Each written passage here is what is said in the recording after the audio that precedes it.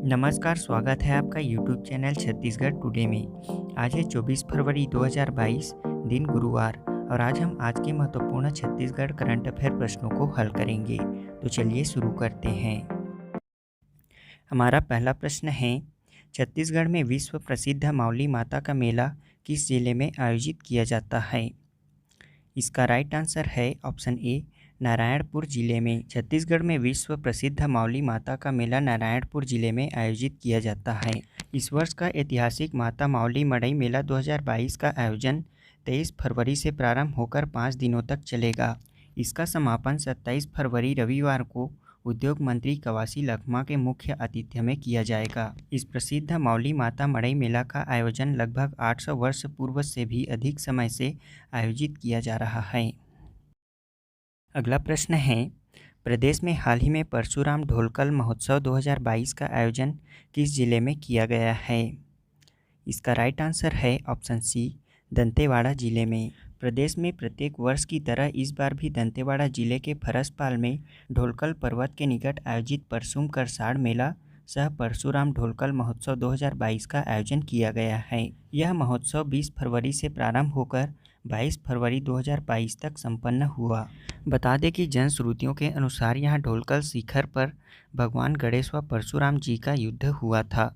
इसी दौरान भगवान परशुराम अस्त्र फरसा फरसपाल गांव के पास गिराए थे, जिससे इस गांव का नाम फरसपाल पड़ा था। फरसपाल में भगवान परशुराम की प्राचीन प्रतिमा खुले में स्थापित किया गया है, जहां पर खास मौके पर यहां पूजा पाठ किया जाता है। अगला प्रश्न है, छत्तीसगढ़ राज्य विधिक सेवा प्राधिकरण बिलासपुर द्वारा पेंशन एवं जनोपयोगी सेवाओं से संबंधित मामलों के पीड़ित पक्षकारों को त्वरित विधिक सहायता प्रदान करने के लिए किस अभियान का प्रारंभ किया गया है? इसका राइट आंसर है ऑप्शन बी, अनुतोष अभियान। छत्तीसगढ़ राज्य विधिक सेवा प्राधिकरण बिलासपुर के कार्यपालक अध्यक्ष न्यायमूर्ति गौतम भादुड़ी के निर्देशानुसार राज्य विधिक सेवा प्राधिकरण बिलासपुर के द्वारा अनुतोष अभियान प्रारंभ किया गया है।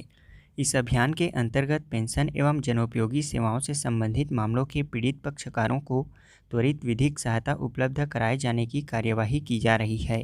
अनुतोष अभियान के अंतर्गत जिन भी जरूरतमंद व्यक्तियों को पेंशन संबंधी परेशानी है अथवा जनोपयोगी सेवाएं अर्थात परिवहन सेवा जिसमें यात्री एवं माल की ढुलाई, टेलीग्राफ या टेलीफोन सेवा, प्रकाश या पानी की आपूर्ति, अस्पताल या औषधालय में सेवा, बीमा सेवा, बैंकिंग और अन्य वित्तीय संस्थानों की सेवा संबंधी कोई भी परेशानी हो तो वे इस संबंध में अपना आवेदन सीधे छत्तीसगढ़ राज्य विधिक सेवा प्राधिकरण पुराना उच्च न्यायालय भवन बिलासपुर में अपने संपूर्ण विवरण के साथ प्रस्तुत कर सकते हैं। इसके लिए राज्य विधिक सेवा प्राधिकरण बिलासपुर के स्तर पर हेल्प डेस्क के रूप में विशेष व्यवस्था की गई है, जहां से प्रस्तुत आवेदनों पर विधि अनुसार अग्रिम कार्यवाही कर पीड़ित पक्षकारों को त्वरित राहत दिलाए जाने के लिए बाबत आवश्यक अग्रिम कार्यवाही की जाएगी। अगला प्रश्न है, प्रदेश में क्लब फूड के लिए विशेष कार्यक्रम चलाए जा रहे हैं, यह किससे संबंधित है? इसका राइट आंसर है ऑप्शन सी, बीमारी से। क्लब फूड बच्चों में होने वाली एक प्रकार की विशेष बीमारी है। बच्चों में शारीरिक असमानताओं के कारण आमतौर पर जन्म के बाद पैरों का अंदर या बाहर की ओर मुड़ा होना या मांसपेशियों को हड्डी से जोड़ने वाले ऊतक सामान्य से कम होने के कारण पैर का लचीला होना क्लब फुट कहलाता है।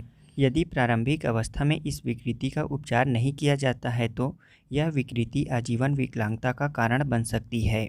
उपचार के बिना क्लब फुट के द्वारा पैदा हुआ बच्चा चल दौड़ या खेल नहीं सकता। क्लब फुट दुनिया भर में सबसे आम जन्मजात शारीरिक अक्षमताओं में से एक है। यह 1000 नवजात शिशुओं में से 3 शिशुओं में यह विकृति पाई जाती है। छत्तीसगढ़ सरकार द्वारा शिशुओं के स्वास्थ्य को ध्यान में रखते हुए इसके लिए ठोस कदम उठाए जा रहे हैं।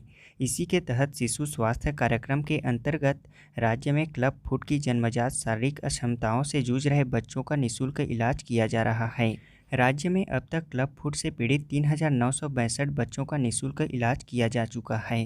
राज्य में जन्मजात क्लब फुट से पीड़ित बच्चों के सर्जरी की सुविधा 3 चिकित्सा महाविद्यालयों रायपुर, राजनांदगांव और जगदलपुर तथा 7 जिला अस्पतालों रायपुर, दुर्ग, रायगढ़, बिलासपुर, कोरबा, जांजगीर एवं अंबिकापुर में निःशुल्क उपलब्ध है। इन मेडिकल कॉलेजों और जिला अस्पतालों में 15 से 25 फरवरी तक शिविर लगाकर क्लब फुट की जांच की जा रही है। अगला प्रश्न है, हाल ही में प्रधानमंत्री नरेंद्र मोदी द्वारा खेतों में कीटनाशकों का छिड़काव करने के लिए कितने किसान ड्रोन यात्रा को हरी झंडी दी गई है? इसका राइट आंसर है ऑप्शन बी 100। हाल ही में प्रधानमंत्री नरेंद्र मोदी द्वारा Garuda aerospace private limited की एक पहल किसान ड्रोन यात्रा का उद्घाटन किया गया। यह भारत के राज्यों में खेतों में कीटनाशकों का छिड़काव करने के लिए भारत भर के विभिन्न शहरों और कस्बों में 100 किसान ड्रोन को हरी झंडी दी गई है। इसके तहत भारत के 16 राज्यों के 100 गाँवों में 100 किसान ड्रोन स्थापित किए गए हैं।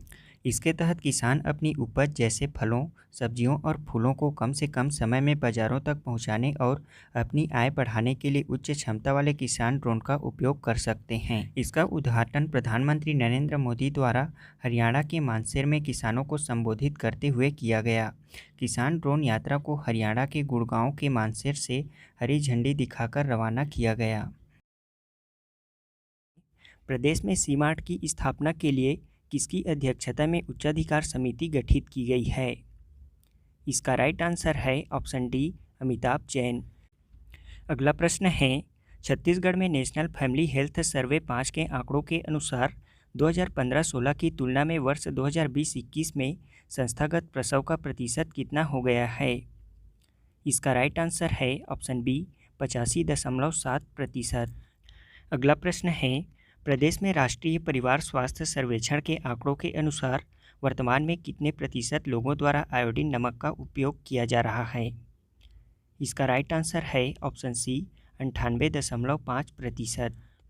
अगला प्रश्न है, प्रदेश में अंतर्राष्ट्रीय मातृभाषा दिवस के अवसर पर छत्तीसगढ़ी में विशेष वेबिनार अपन भाखा जियो का आयोजन किया गया था। यह अंतर्राष्ट्रीय मातृभाषा दिवस किस तिथि को मनाया जाता है? इसका राइट आंसर है ऑप्शन सी 21 फरवरी को।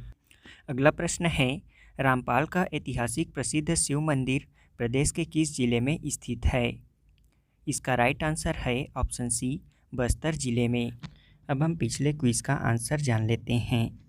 पहला प्रश्न है, 2021 में इंटरपोल के नए अध्यक्ष कौन बने हैं?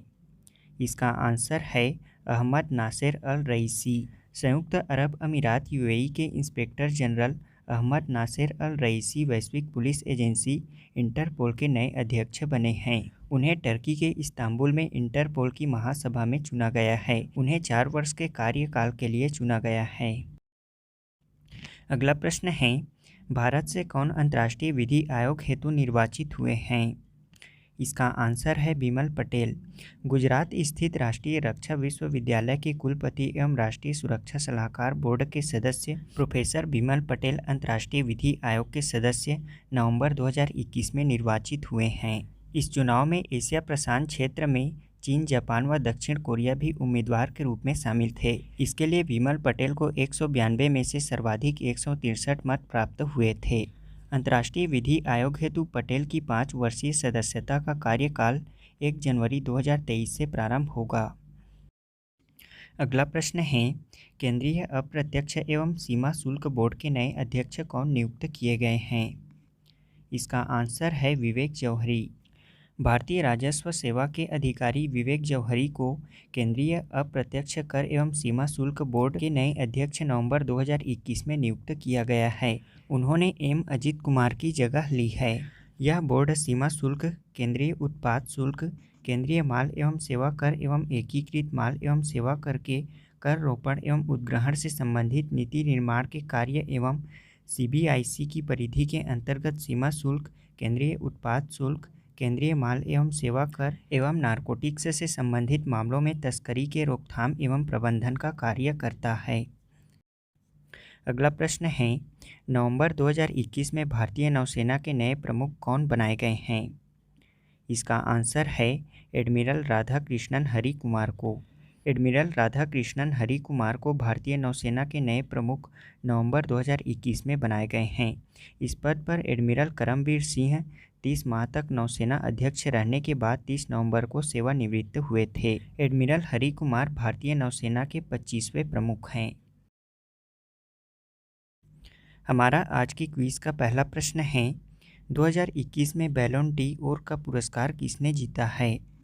दूसरा प्रश्न है, शांति निःशस्त्रीकरण एवं विकास हेतु इंदिरा गांधी पुरस्कार 2021 किस संस्था को प्रदान किया गया है? लाल सलाम पुस्तक किनकी रचना है? चौथा प्रश्न है, संयुक्त नौसैनिक अभ्यास मालाबार 2021 किन किन देशों के मध्य आयोजित किया गया था?